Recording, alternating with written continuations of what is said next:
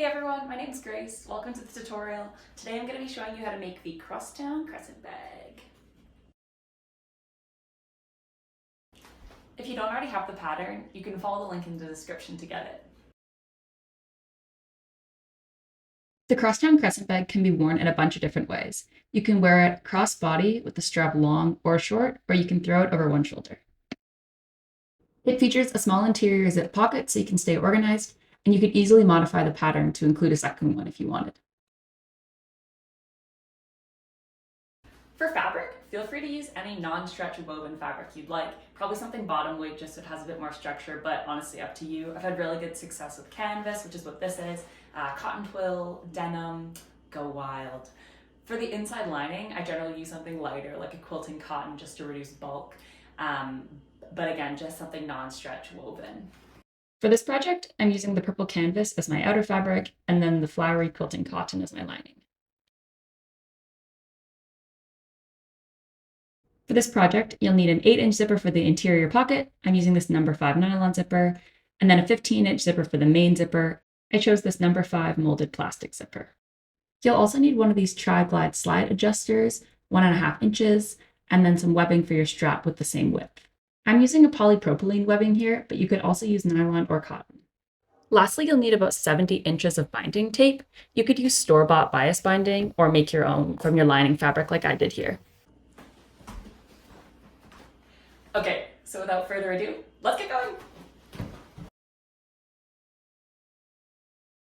The first step is to mark the center of the side panel and bottom panel pieces and of the pocket bag by folding them in half and then making small clips at the center. Make sure to mark the center on both the top and bottom edges. For the pocket bag, fold it in half lengthwise and then mark the center of the shorter edge.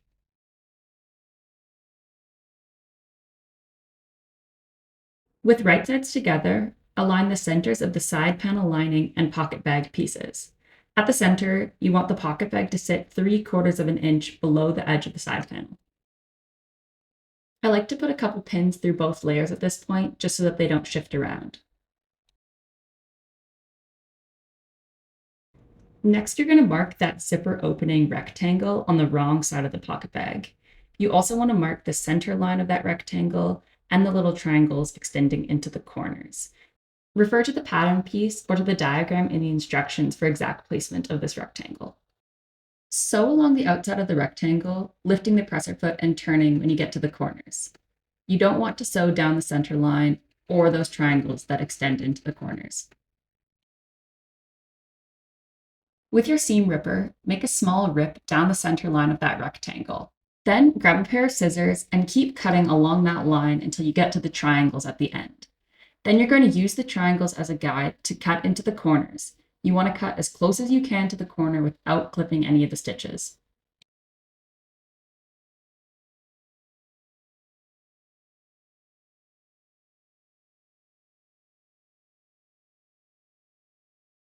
To help press the pocket bag flat when we pull it through the zipper opening, I find it helps to first press up the edges of the pocket bag inside that rectangle that you just stitched.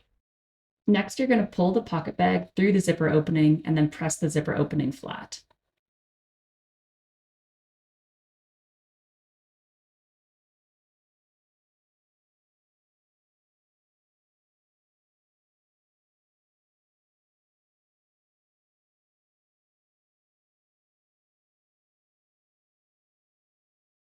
Next, you're going to take your pocket zipper and line it up inside that zipper opening that you just created.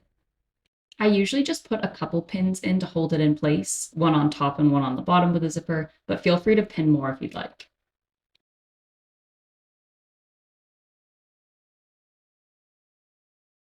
Next, top stitch the zipper in place from the right side.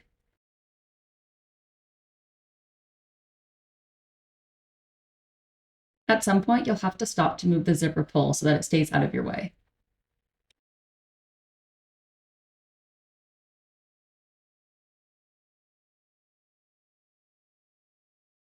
Next, you're going to fold the pocket bag in half. Feel free to put a couple pins in to hold things in place, but make sure they're only going through the pocket bag and not through the side panel. Now, stitch the pocket bag closed on the 3 open sides. Again, making sure you're only stitching through the pocket bag and not through the side panel.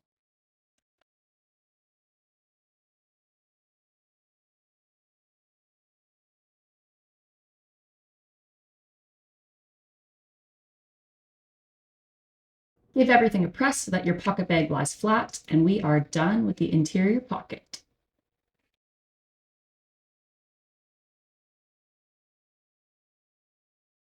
Trim your main zipper to 15 inches if you haven't already. Sandwich the end of the zipper between the lining zipper tab and the main fabric zipper tab. You want the right side of the lining tab to the wrong side of the zipper, and then the right side of the zipper to the right side of the main fabric tab. Sew through all layers a ½ inch away from the end. If you're using a metal or plastic zipper, make sure you hand crank through the zipper so that you don't break your needle. Press both zipper tabs back and then top stitch 1/8 inch away from the seam through all layers.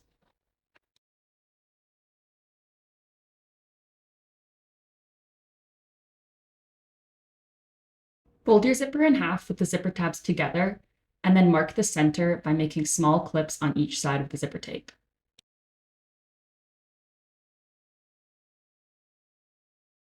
Sandwich the zipper between the lining side panel and the main fabric side panel. Just like with the zipper tabs, you want the right side of the lining to the wrong side of the zipper, and the right side of the zipper to the right side of the main fabric. I find it easiest to line up the center marks first, then line up the ends, and then line up the rest of the edge. Since you're lining up the straight zipper with a curved edge, I tend to use a ton of clips in this step just to make sure that everything stays in place.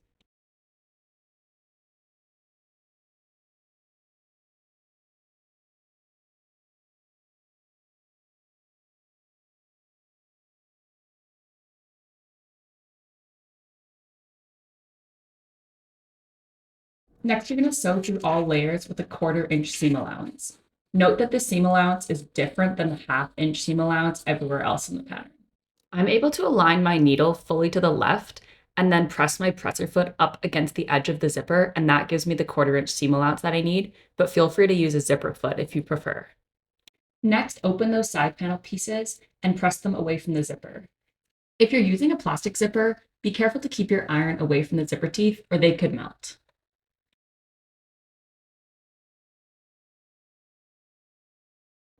Next, we're going to repeat the same process to attach the other side of the bag, starting by sandwiching the zipper between the lining and the main fabric side panel pieces.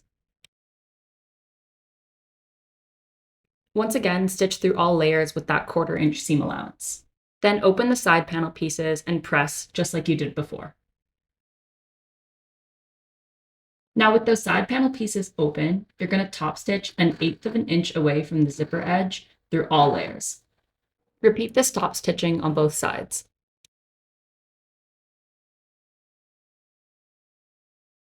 Next, you're going to pin the main fabric side panel piece to the lining fabric side panel piece on each side.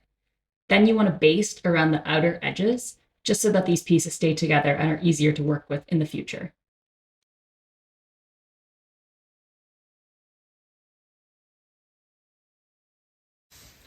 Okay, so now that we've attached the side panels to the main zipper, we end up with this kind of saddle thing with the lining on the inside.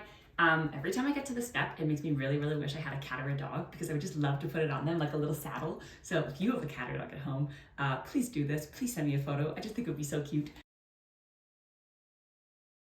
So now we're going to attach the top panels to each end of the bag. Just to note that I changed the shape of the top panel a little bit since making this tutorial, so if yours is a bit different, don't worry. Just make sure you're aligning the wider end of the top panel with the edge of your bag.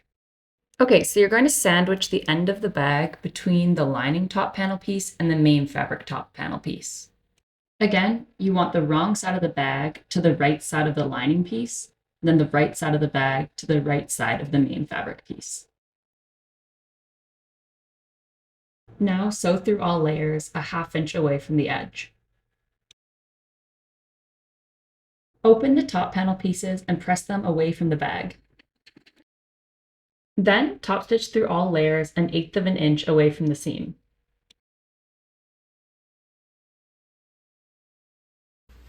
Okay, so the next thing that we're going to do is we're going to baste the bottom panel pieces together. So we're going to baste them with wrong sides together so that you have the right side of the lining fabric showing and then the right side of the main fabric. Before you attach the bottom panel, first you're going to open the zipper so that once the bottom panel is on, we can still turn the bag right side out.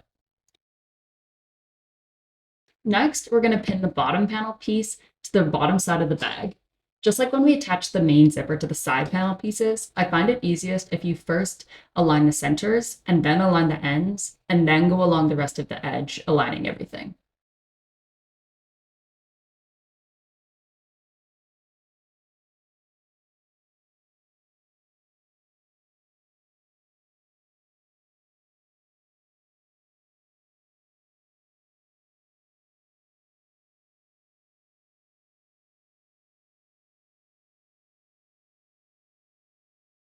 Now, sew the bottom panel to the bag.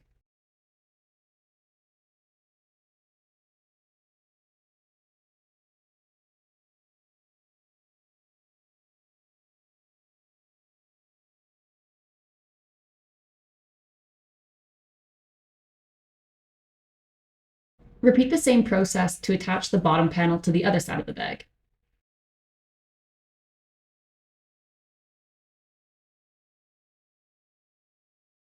Trim the seam allowances to 1/4 inch.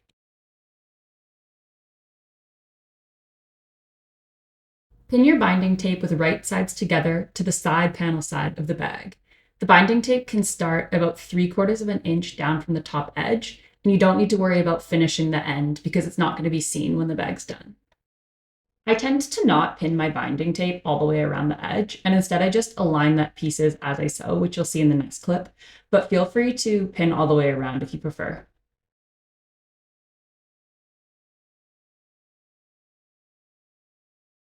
Next, you're going to sew the binding tape on with a 1/4 inch seam allowance. I like to turn the bag over so that I'm looking at the bottom panel and then just following the line of stitching that we made when we sewed the bottom panel to the bag.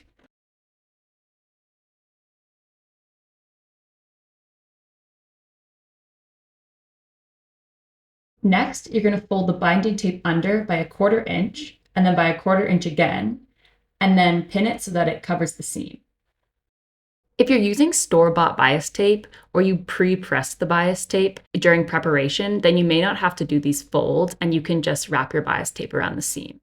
Here, I didn't pre-press my bias tape at all. It was just long strips, so I have to do the double fold before I pin.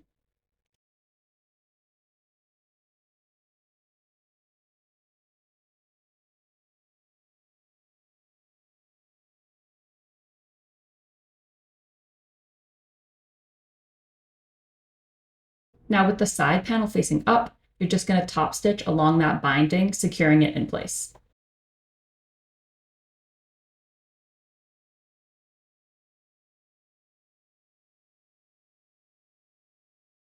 And now that we've got those seams covered, the inside of the bag is looking beautiful. Pull the ends of the bag through the main zipper to turn it right side out.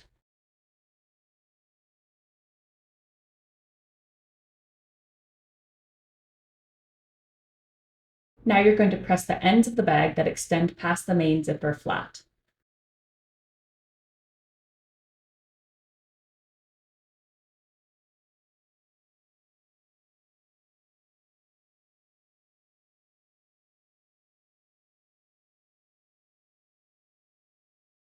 Next, you're going to press the bag so that the internal seams that you just bound are pointing towards the bottom panel.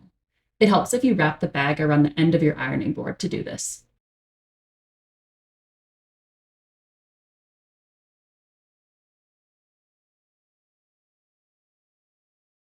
Okay, so we finished binding all of those seams on the inside of our bag. The inside is looking beautiful. We turned it right side out and then pressed the ends and pressed the seams that you just bound so that they're pointing towards the bottom panel on the inside. The next step we're going to do is top stitching, and the top stitching is going to go along the bottom panel here. So if you prefer the look of your bag without that top stitching, you are totally welcome to skip it, and you can just skip to the section on adding straps. But if you want to add the top stitching, let's go do that.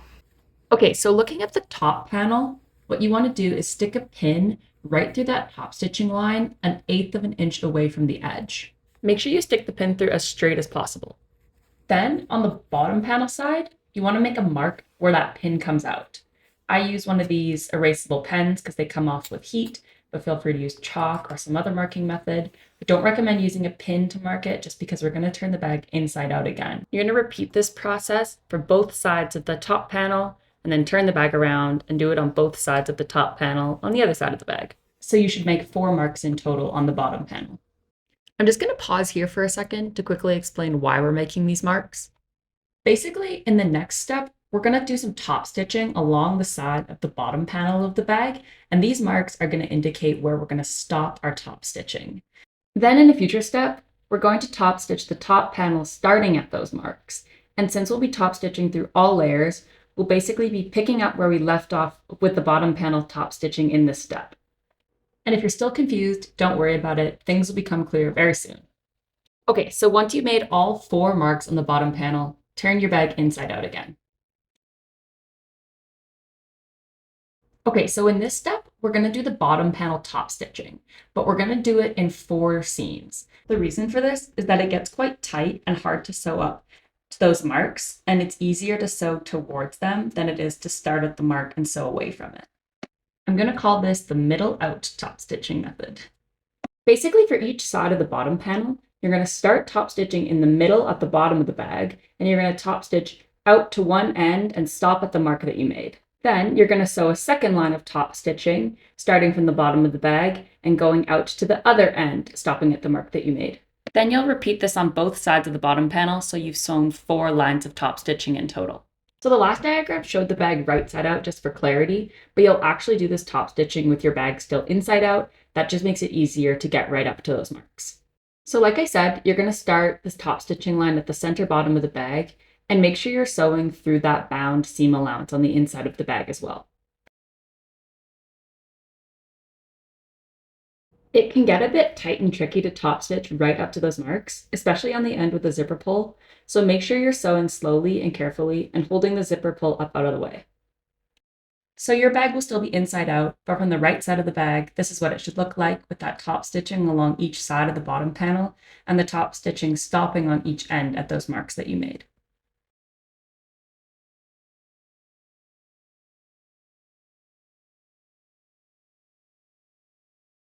Cut your webbing into one 8-inch piece and one 40-inch piece, and then slide the shorter piece around the center bar of that slide adjuster. If you're using a polypropylene or nylon strap, you can burn the ends so that they don't fray. Then slide one piece of the strap through the zipper opening and line up the ends with the ends of the top panel and bottom panel. I like to wear the bag with the slide adjuster side facing forward, and so I put the slide adjuster strap here on the side where the zipper pull will be when the main zipper is closed. That way, when I'm wearing the bag, I can easily get into the zipper without taking it off. Make sure the strap is centered in the opening. I like to put one pin in so that the strap doesn't move while I sew it.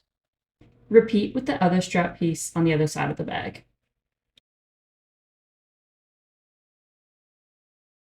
Sew through all layers a 1/2 inch away from the edge. Go over the seam a couple times to make sure that your strap is secure. Then trim the corners to reduce the bulk when you turn the bag right side out.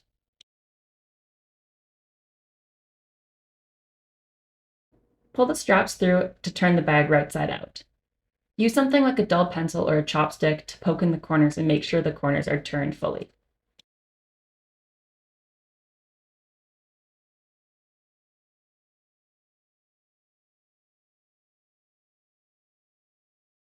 Starting at the top stitching line on the top panel, top stitch 1/8 of an inch away from the edge up towards the strap. Then turn the bag and top stitch along the top edge.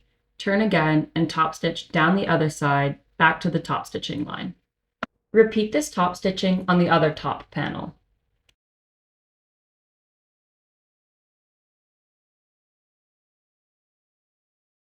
So because we were sewing through all the layers, the stitching you just did on the top panel should join up with the stitching you did on the bottom panel earlier. Feed the long end of the strap through the slide adjuster. Fold the long end of the strap under twice, and then sew a line of zigzag or straight stitches to secure. I usually go back and forth a couple times just to make sure it stays in place.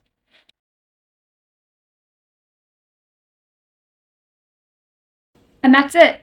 I can't wait to see your finished bag, so make sure you share it on Instagram with the hashtag Crosstown Crescent Bag and tag me at GrecoMakes.